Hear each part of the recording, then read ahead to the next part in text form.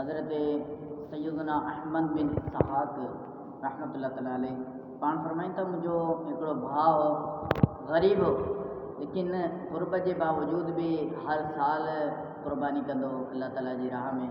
पाण फरमाइनि था त जॾहिं उहो हिन जहान मां वफ़ात करे इंतकाल करे त बाद में मूं ख़्वाब में ॾिठो, ऐं ख़्वाब में ॾिठो, अहिड़ी हालत में ॾिठो त क़यामत बर्पा थी वई आहे, जहिड़ी क़यामत अची वई आहे।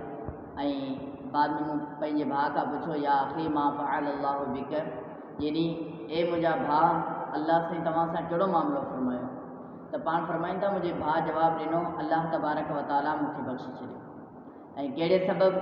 पाण फरमायूं, यानी हज़रत अहमद बिन इसहाक़ जे भाउ फरमायो त आउं आयोसि पे रस्ते तां त हिकिड़ी पोड़ी माई हुई, ऐं पोइ मूं हिकु दिरहम कढी करे उन पोड़ी माई खे ॾेई छॾियो।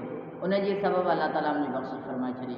ऐं हज़रत अहमद बिन इसहाक़ रहमतुल्लाह अलैह फरमायो त मूं पंहिंजे भाउ खे ॾिठो त उहो घोड़े ते सवार हो, ख़ूबसूरत चिटक करे घोड़े ते सवार हो, ऐं भर में ॿिया बि खोड़ सारा घोड़ा हुआ। मूं पुछा कई त हीअ जे घोड़े ते तव्हां सवार आहियो, त पाण फरमायूं हीअ उहो घोड़ो आहे अल्लाह तबारक व ताला मूंखे अता फरमायो जेकी मूं दुनिया जे अंदरि क़ुर्बानी कई हुई। पाण फरमाइनि था, जेके पासे तां मुंहिंजा घोड़ा आहिनि, इहे उहे घोड़ा आहिनि जेके मूं हिन खां अलावा क़ुर्बानी कयूं। इन सभ खां पहिरीं जे मूं क़ुर्बानी कई, हुनजे बदिले अल्लाह तबारक व ताला मूंखे इहो घोड़ो अता फरमायो। ॿियूं जेके मूं क़ुर्बानी कयूं, इहे सभु ॿिया घोड़ा जेके पासे तां भर में तव्हां ॾिसी रहिया आहियो। ऐं पोइ हज़रत अहमद बिन इसहाक़ रहमतुल्लाह अलैह फरमायो त हाणे तव्हांजो छा इरादो आहे? पाण फरमायो त हाणे मुंहिंजो जन्नत जो इरादो आहे। इन अल्लाह तबारक व ताला इहा हुनखे अजर अता फरमायो क़ुर्बानी। नबी करीम सल्लल्लाहु ताला अलैहि वसल्लम फरमायो त क़ुर्बानी करण वारे खे क़ुर्बानी वारे जानवर जे हर वार जे बदिले अल्लाह सां हिकु नेकी अता फरमाईंदो आहे। अहिड़ी तरह ॿी हदीस मुबारक नबी पाक अलैहिस्सलाम फरमायो, जेको दिलख़ुशीअ सां सवाब जी तलब सां क़ुर्बानी करे त उहा जेकी क़ुर्बानी आहे उन शख़्स ऐं दोज़ख जहन्नम जे विच में आड़ यानी रुकावट बणिजी वेंदी आहे।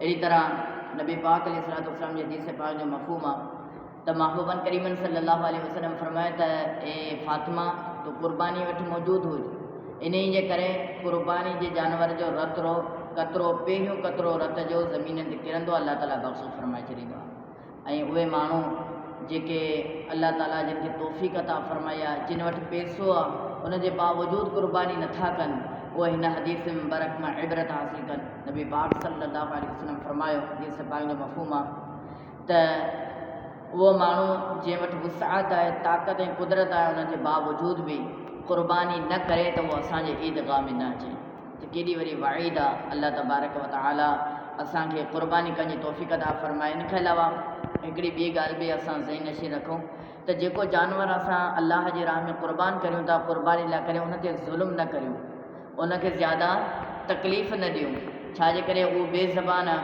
कुझु असांखे चई कोन सघंदो आहे। ऐं अहिड़ी तरह असां उनजे साम्हूं बीही करे छुरी तेज़ न करियूं, काती तेज़ न करियूं, अहिड़ी तरह उनखे बुखियो या उञूं जानवर खे न रखूं, बल्कि पाणी पीआरे करे, चारो गाह खाराए करे उनखां बाद उनखे ज़िबा करियूं। हिकिड़ी ॿी हदीस मुबारक मूंखे यादि अची वई, नबी करीम सल्लल्लाहु ताला अलैहि वसल्लम जहन्नम में हिकिड़ी माई औरत खे ॾिठो जेकी मथे लटकी पई हुई, टंगी पई हुई, ऐं ॿिली हिकिड़ी उनजे अज़ाब लाइ मुक़ररु हुई, जेकी उनजे चहिरे ते जहिड़ी मुंहं ते ऐं सीने ते रोंबड़ा हाणी रही हुई। ऐं पोइ इहो अज़ाब उन जे करे उनखे मिलियो त दुनिया जे अंदरि उहा औरत बि उन ॿिली खे अहिड़ी तरह सज़ा ॾींदी हुई, त उन जे करे अल्लाह तबारक व ताला उन ते इहा मुसलत फरमाए छॾी त हीअ त सभिनी जानवरनि लाइ हुकुम आहे। हज़रत हसन इमाम गदाली रहमतुल्लाह ताला अलैहि खे कंहिं ख़्वाब में ॾिठो ऐं पुछा कई त मां फ़अल अल्लाहु बिक, यानी अल्लाह साईं तोसां कहिड़ो मामिलो फरमायो अल्लाह तबारक व ताला? त इमाम गज़ाली रहमतुल्लाह ताला अलैहि फरमायो, अल्लाह तबारक व ताला मूंखे बख़्शे छॾियो, मूंखे माफ़ फरमाए छॾियो। कहिड़े सबबु? पाण फरमाइनि था, मूं लिखियो वेठे ऐं पेन जी जेकी इंक हुई, जेके मस हुई, उन मथे अची हिकिड़ी मख अची हिकिड़ी वेठे। पाण फरमाइनि था, ऐं लिखण खां रुकिजी वियुसि, ऐं उन मख जेकी उहा स्याही ते इंक ते अची वेठी, ताकी उहो पे इन जी वजह सां अल्लाह तबारक व ताला मूंखे बख़्शे छॾियो।